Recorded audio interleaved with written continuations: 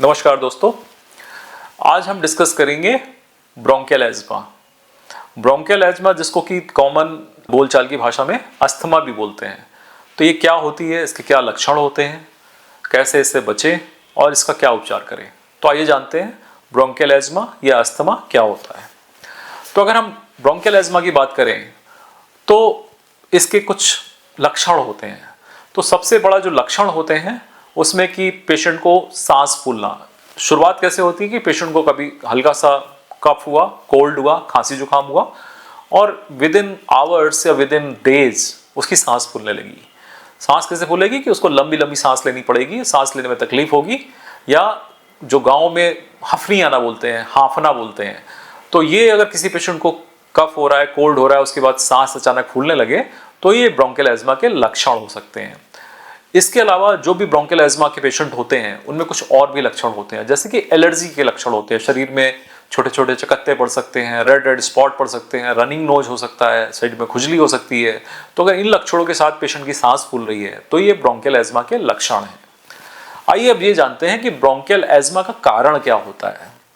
तो अगर bronchial asthma की बात करें तो ये एक एलर्जिक बीमारी होती है। इसमें कि पेशेंट को किसी पर्टिकुलर चीज से एलर्जी होती है, जैसे कि डस्ट से एलर्जी हो सकती है, माइट से एलर्जी हो सकती है, धुएं से एलर्जी हो सकती है, या फिर किसी परफ्यूम से एलर्जी हो सकती है। कभी कभी कोल्ड से भी एलर्जी होती है, जैसे कि ठंड के मौसम में ठंडी हवा जब हमारे अंदर जाती है, हम इनहेल करते हैं तो उससे भी एलर्जी हो सकती है। कभी कभी ठंडे पानी से, कोल्ड ड्रिंक से, आइसक्रीम से, इन सब से भी एलर्जी हो सकती है। लेकिन ब्रोंकियल एज़मा में पर्टिकुलर एक एलर्जी जरूर होती है। अब ये एलर्जी किस चीज़ से है, ये पेशेंट जब उससे एक्सपोज होता है तभी पता लगता है कि इसको किस चीज़ से एलर्जी हो रही है। तो ब्रोंकियल एज़मा का कारण होता है एलर्जी। दूसरा, कुछ जेनेटिक फैक्टर्स होते हैं जो कि इस एलर्जी को प्रीडिस्पोज करते हैं। कुछ जीन्स होते हैं। तो अगर हम देखा जाए तो ब्रोंकियल एज़मा जो होता है वो जेनेटिक होता है, मतलब फैमिली में होता है। अगर फादर को है, मदर को है, तो बच्चों में उसके जीन्स ट्रांसफर होते हैं और वो पर्टिकुलर वो जीन्स एलर्जी को प्रेसिपिटेट करते हैं।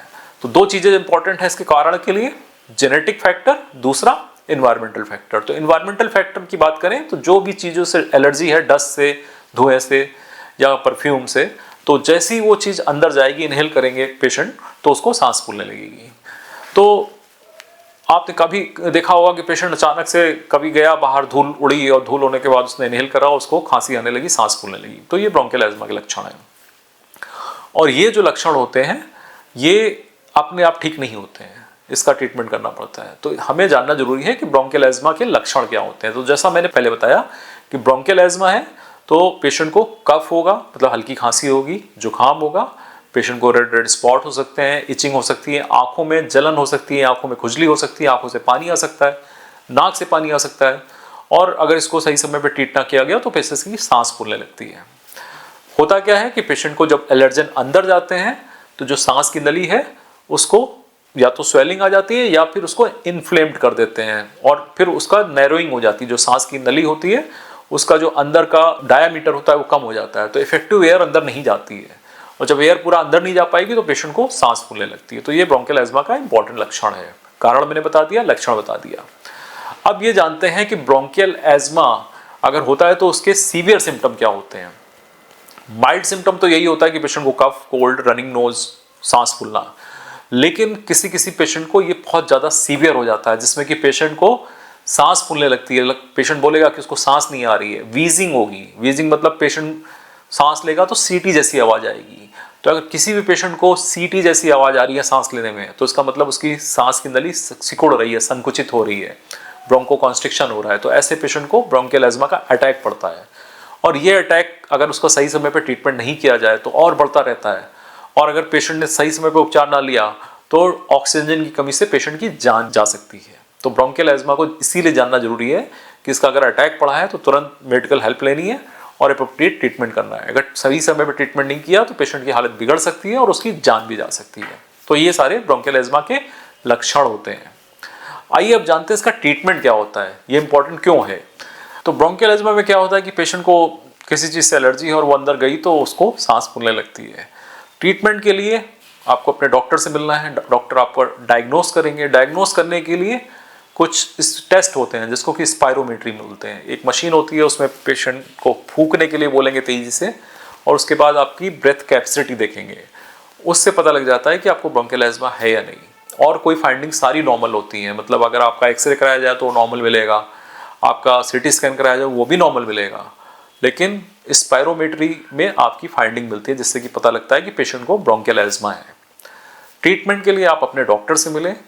आपके डॉक्टर आपको कुछ दवाएं एडवाइस करेंगे जो कि ओरल रूट से ली जाती हैं या इंजेक्शन लिए जाते हैं। अगर ब्रोंकियल एज़मा का अटैक पड़ता है तो आपको हॉस्पिटल में भर्ती होना पड़ सकता है, जिसमें कि आपको आईवी मेडिकेशन या इंजेक्शन देने पड़ते हैं जो स्पेशली इन्फ्लेमेशन को कम करते हैं, एलर्जी को कम करते हैं। दूसरा रूट होता है नेबुलाइजेशन या इन्हेलेशन। तो इन्हेलेशन फॉर्म ब्रोंकियल एज़मा के लिए बहुत ही इंपॉर्टेंट है, जो कि बहुत से लोगों द्वारा नहीं लिया जाता है। लोग सोचते हैं कि अगर हमने ब्रोंकियल एज़मा के लिए इन्हेलर ले लिया या रोटा कैप या कैप्सूल ले लिया तो जीवन भर लेना पड़ेगा। जीवन भर नहीं लेना पड़ता है, जब भी आपको इसकी ज़रूरत पड़ेगी तभी आपको लेना पड़ता है, क्योंकि ये एक एलर्जी की बीमारी है और रिकरेंट होती है।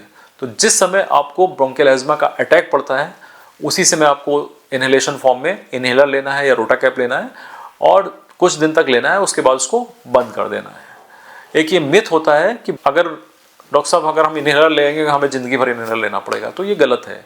जिस समय आपको सांस फूल रही है उस समय आपको इन्हेलर लेना है, और कभी कभी जब सीवियर बीमारी है अस्पताल में भर्ती हुए तो नेबुलाइजर भी लेना पड़ता है। दवा जो है नेबुलाइजेशन के द्वारा जाती है। अब ये क्वेश्चन उठता है कि नेबुलाइजेशन, इन्हेलर या खाने की दवाओं में अंतर क्या होता है। जैसा कि हम जानते हैं कि ब्रोंकियल एज़मा में लंग इन्वॉल्व होता है, लंग के जो बड़ी बड़ी ब्रोंकियोल्स होती हैं या ट्रैकिया होती है वो इन्वॉल्व होती है और उनका कॉन्स्ट्रिक्शन होता है। तो जब हम खाने की दवाएं लेते हैं तो वो पहले हमारे पेट में जाती है, फिर उसके बाद वो एब्जॉर्ब होकर ब्लड में जाती है, फिर ब्लड से लंग में पहुंचती है, तो उसका फंक्शन करने में टाइम लगता है। लेकिन जब हम इन्हेलेशन रूट से लेते हैं, जैसे कि हमने नेबुलाइजर से लिया कोई दवा या फिर कैप्सूल के फॉर्म में इनहेल किया या इन्हेलर लिया, तो वो डायरेक्ट तुरंत लंग में जाती है, वो तुरंत एक्शन करती है। दूसरा, इन दवाओं की क्वांटिटी जो इन्हेलेशन फॉर्म से ले रहे हैं वो बहुत कम होती है, तो इसके और साइड इफेक्ट नहीं होते हैं। लेकिन जो ओरल रूट से दवाई ले रहे हैं, क्योंकि वो फिर वेस्ट ज़्यादा होती हैं, ब्लड में जाएगी फिर लंग में जाएगी, तो काफ़ी दवाएं इधर उधर खराब हो जाती हैं, तो इसलिए उसका पूरा इफेक्ट नहीं आता है। तो इसलिए बेस्ट है कि जब भी ब्रोंकियल एज़मा हो अपने डॉक्टर की एडवाइस माने, इन्हेलेशन में या तो इन्हेलर ले या नेबुलाइजर ले। तो ये सारा ब्रोंकियल एज़मा का ट्रीटमेंट है। दूसरा ये भी मिथ है कि ब्रोंकियल एज़मा का ट्रीटमेंट हमें लाइफ लॉन्ग लेना है। देखिए, ब्रोंकियल एज़मा एक ऐसी बीमारी है जो लाइफ लॉन्ग ही होती है, लेकिन इसका ट्रीटमेंट हमेशा पूरी ज़िंदगी नहीं लेना पड़ता है। जब आपको उसके लक्षण होते हैं या जब उसका एपिसोड होता है या उसका अटैक होता है तभी उसको लेना है और कुछ दिन तक वो कंटिन्यू करना है।